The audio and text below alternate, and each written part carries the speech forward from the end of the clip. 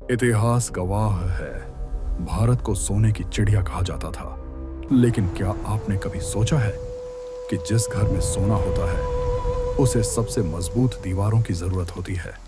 हम अक्सर आक्रमणकारियों की बात करते हैं, सिकंदर आया, मंगोल आए, मुगल आए, लेकिन हम उस दीवार की बात नहीं करते जिसने हजारों सालों तक इस सभ्यता को बचाए रखा।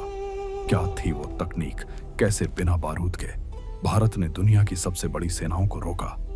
आज हम उन पन्नों को पलटेंगे जिन पर धूल जम चुकी है। सिंधु घाटी की दीवारों से लेकर चाणक्य के जासूसों तक, महाभारत के चक्रव्यूह से लेकर मराठों के गनिमिकावा तक, ये कहानी किसी राजा की नहीं है। ये कहानी है भारत की उस रक्षा प्रणाली की जो आज भी मॉडर्न मिलिट्री के लिए एक पहेली है। कहानी शुरू होती है आज से 4500 साल पहले, सिंधु घाटी सभ्यता। दुनिया को लगता है कि ये सिर्फ व्यापारी थे, लेकिन ध्यान से देखिए, इनके शहर खुले नहीं थे। हर शहर दो हिस्सों में बंटा था, एक आम नगर और एक सिटाडेल, यानी वो ऊंचा किला जहां बाढ़ या हमले के समय लोग छुप सकें। इनकी सबसे बड़ी रक्षा प्रणाली इनके हथियार नहीं, इनकी प्लानिंग थी। सड़कें 90 डिग्री पर कटती थीं ताकि दुश्मन अगर घुस भी जाए तो वो भूल भुलैया में फंस जाए और उसे आसानी से घेरा जा सके। समय का पहिया घूमा और आया वैदिक काल। यहाँ युद्ध सिर्फ जमीन के लिए नहीं बल्कि धर्म के लिए था।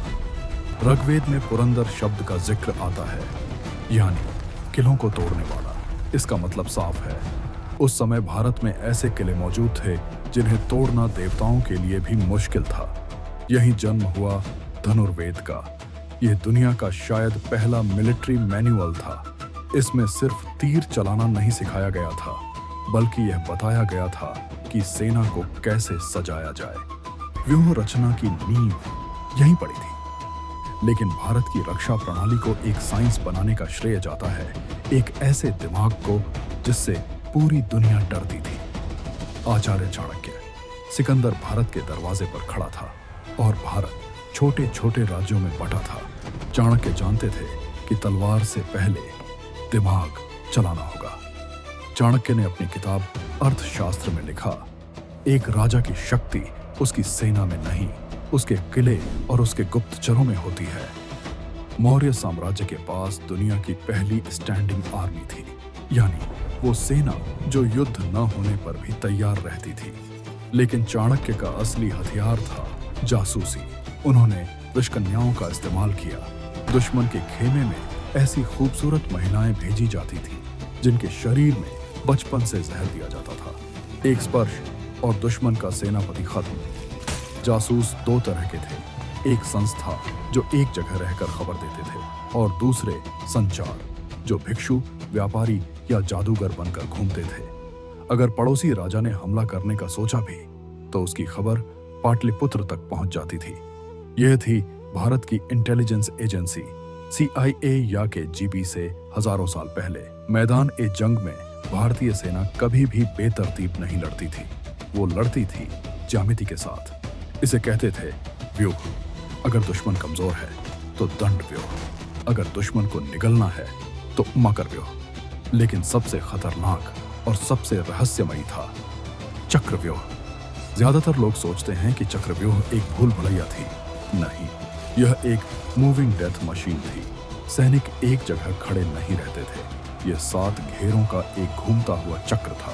जैसे ही आप एक सिपाही को मारकर अंदर घुसते, पीछे से घेरा बंद हो जाता। आप अंदर तो जा सकते थे, लेकिन बाहर आने का रास्ता हर सेकंड बदल रहा था।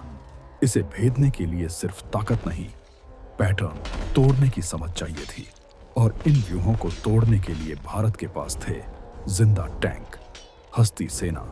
सिकंदर की सेना ने दुनिया जीती थी, लेकिन झेलम के किनारे जब उन्होंने राजा पोरस के हाथियों को देखा तो उनके पसीने छूट गए। यूनानी लेखकों ने लिखा है कि भारतीय हाथी सैनिकों को सूंड से उठाकर पटक देते थे और पैरों से कुचल देते थे। यह वो साइकोलॉजिकल वॉरफेयर था जिसने विश्व विजेताओं को वापस लौटने पर मजबूर कर दिया। मैदान से हटकर अब चलते हैं पहाड़ों की ओर। भारत के दुर्ग सिर्फ पत्थर की इमारतें नहीं थीं। कौटिल्य ने अर्थशास्त्र में 6 तरह के किलों का जिक्र किया। पहला, जल दुर्ग जो जल से घिरे हों, दूसरा गिरिदुर्ग जो पहाड़ियों पर बने हों, तीसरा वनदुर्ग जो जंगलों से घिरे हों। इनमें सबसे भयानक था देवगिरी का किला। इसे जीतने के लिए दुश्मन को एक अंधेरी गुफा से गुजरना पड़ता था। वहां क्या होता था? गुफा पूरी तरह काली थी। दुश्मन सैनिक मशाल जलाते, लेकिन वहां ऑक्सीजन कम करने के लिए धुएं के रास्ते बने थे। और अगर कोई बचकर आगे बढ़ा तो आगे एक लोहे का तवा होता था जिसे नीचे आग जलाकर लाल गर्म कर दिया जाता था। दुश्मन न आगे जा सकता था न पीछे। यह डिफेंस इंजीनियरिंग का एक ऐसा नमूना था जिसने मुगलों को भी कई बार हराया। किले के दरवाजों पर लोहे की नुकीली कीलें लगी होती थी ताकि हाथी टक्कर न मार सकें, और दीवारों में ऐसे झरोखे होते थे जहां से तीरंदाज नीचे खड़े दुश्मन को मार सकते थे, लेकिन दुश्मन उन्हें देख भी नहीं सकता था। जमीन पर तो भारत अजेय था ही, लेकिन दक्षिण में एक साम्राज्य ऐसा था जिसने समंदर को अपनी झील बना लिया था, चोल साम्राज्य। राजेंद्र चोल के पास एक ऐसी नौसेना थी जिसे ब्लू वाटर नेवी कहा जाता है। उनके जहाज इतने बड़े थे कि उनमें हाथी भी ले जाए जा सकते थे।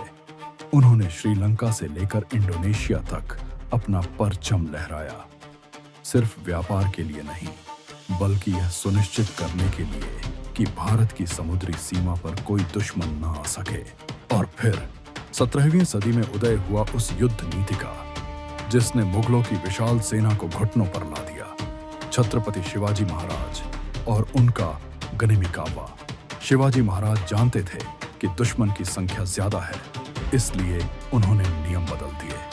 दुश्मन जब सो रहा हो तब हमला करो, जब वो तैयार हो तो भाग जाओ, और जब वो थका हो तो उसे घेर लो। सह्याद्री के पहाड़ उनके साथी बन गए। मराठा सैनिक बिजली की तरह आते और हवा की तरह गायब हो जाते। इसे कहते हैं असिमेट्रिक वॉरफेयर, जहां जीत संख्या से नहीं रफ्तार से तय होती है। सिंधु घाटी की दीवारों से शुरू हुई यह कहानी आज भारत की आधुनिक मिसाइलों तक पहुंच चुकी है। तरीके बदल गए हैं, हथियार बदल गए हैं, लेकिन सिद्धांत वही है।